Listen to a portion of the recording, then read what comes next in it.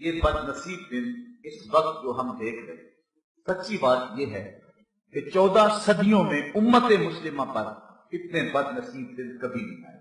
حضرت امام مالک نے کہا تھا کہ دو ہی باتیں، یا گستاخ رسول زندہ رہے گا یا عاشق رسول زندہ رہے گا۔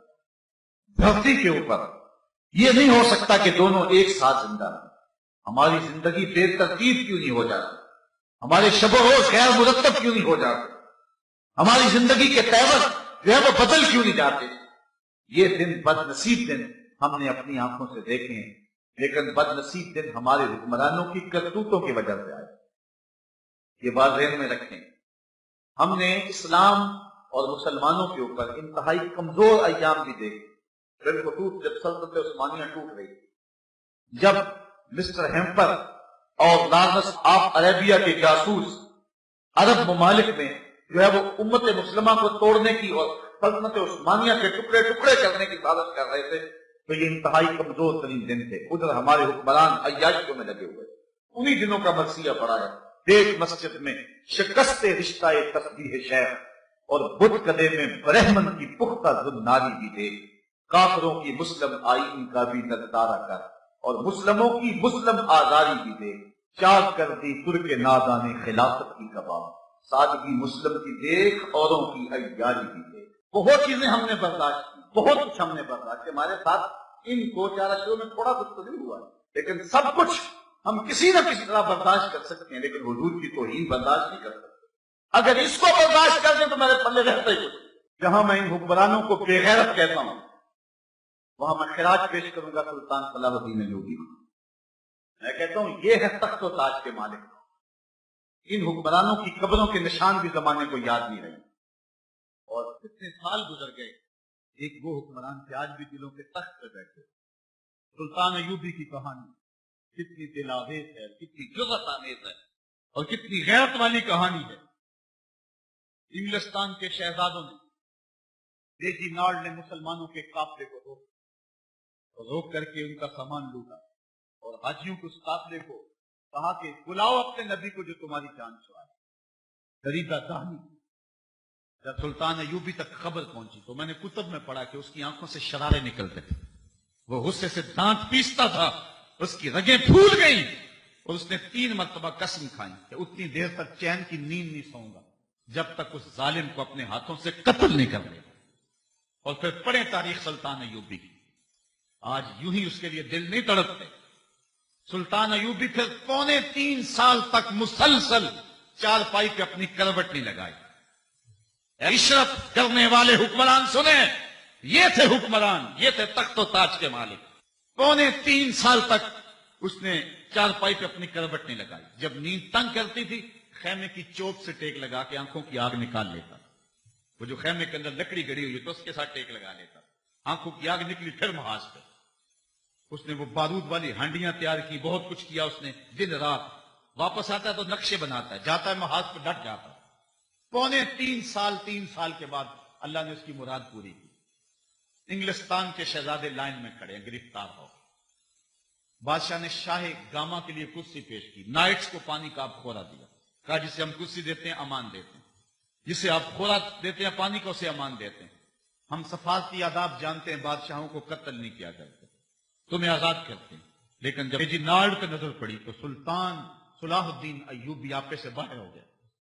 وہ غصے سے دانت پیستا ہوا آگے بڑھا اور اس کو گرے باندھ سے پکڑ کے پٹک کے زمین پہ مارا، اور چھاتی پہ بیٹھ کے اس کے بدن کی بوٹیاں کرتے ہوئے کہا، او کتے، تو نے کہا تھا بلاؤ اپنے نبی محمد کو، محمد عربی نے اپنا نوکر بھیج دیا ہے، محمد عربی نے اپنا نوکر بھیج دیا ہے جو تیری خبر لے گا، اور اس کی ٹکا بوٹی کر کے رکھ دی۔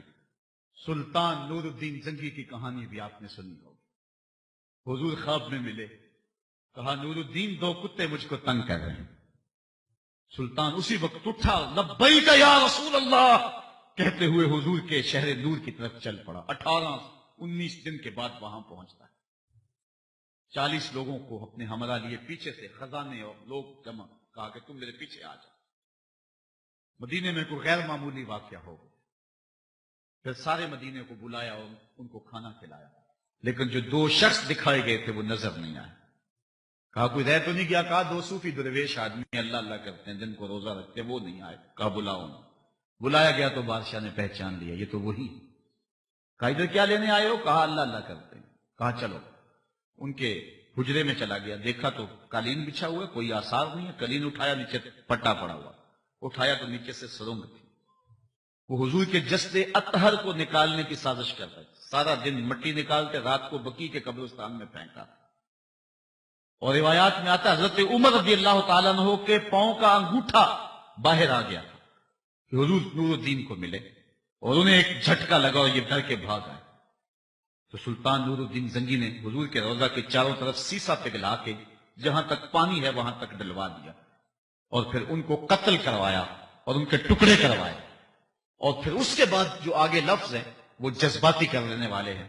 سلطان پھر مدینے کی گلیوں میں روتا پھرتا تھا، اور روتا روتا کہتا تھا حضور یہ میری نوکری، کروڑوں انسان بچتے ہیں، آپ کا شکریہ کہ یہ نوکری آپ نے مجھے عطا کی۔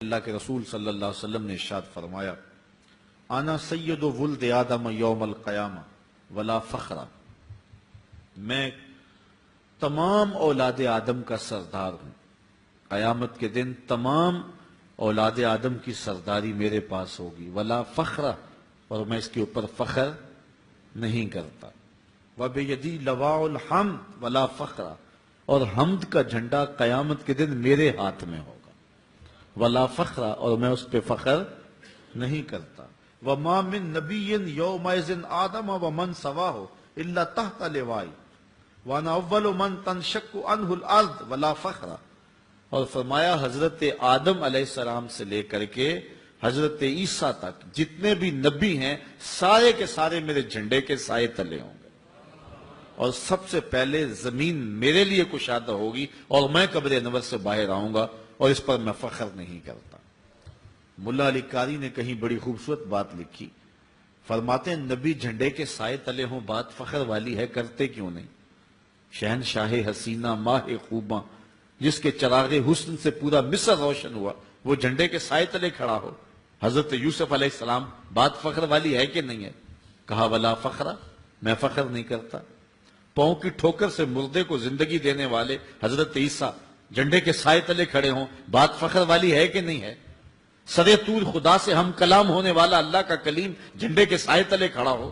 مسجود الملائک انسانیت کا نقطہ آغاز ابو البشر حضرت آدم جھنڈے کے سائے تلے کھڑے ہوں، بات فخر والی ہے کہ نہیں ہے؟ نمرود کی آتش میں بھی ہنس ہنس کے باتیں کرنے والا اللہ کا جلیل القدر نبی اور پیغمبر حضرت ابراہیم خلیل اللہ جھنڈے کے سائے تلے کھڑے ہوں، بات فخر والی ہے کہ نہیں ہے؟ لیکن فرمایا ولا فخر، میں فخر نہیں کرتا۔ ملا علی قاری کہتے ہیں بات تو فخر والی ہے، کرتے کیوں نہیں؟ تو پھر بڑا خوبصورت جواب دیا، کہا کلام کا نتیجہ یہ ہے کہ میں فخر نہیں کرتا، یہ میں فخر کیوں کروں کہ میرے جھنڈے کے سائے تلے، یہ تو انہیں فخر کرنا چاہیے کہ میرے جھنڈے کا سایہ مل گیا ہے۔ یہ نبیوں کے لیے فخر ہے کہ میرے جھنڈے کا سایہ انہیں نصیب ہو گیا۔ فخر کا دل میں دریچہ باز کرنا چاہیے، جن کا تو آقا ہے ان کو ناز کرنا چاہیے۔ اللہ اکبر۔ آج دنیا چاند پہ جا کے فخر کرتی ہے، اور میرا نبی چاند کو قدموں میں بلا کر بھی فخر نہیں کرتا، اس لیے کہ یہ حضور کے لیے فخر کی بات نہیں ہے، یہ تو چاند کے لیے فخر کی بات ہے کہ حضور نے قدموں میں بلا لیا ہے۔ اس لیے فرمایا سارے نبی میرے جھنڈے کے سائے تلے ہوں گے۔ یہ شان ہے ہمارے آقا کی، یہ رفعت ہے ہمارے آقا و مولا کی، یہ حضور کی عظمت و رفعت ہے۔ اسی لیے اعلی حضرت فرماتے ہیں سب سے اعلیٰ و اولا ہمارا نبی، سب سے بالا و والا ہمارا نبی، خلق سے اولیاء، اولیاء سے رسل اور رسولوں سے اعلیٰ ہمارا نبی۔ سب سے اونچی شان اگر کسی کو عطا کی گئی ہے تو وہ میرے اور آپ کے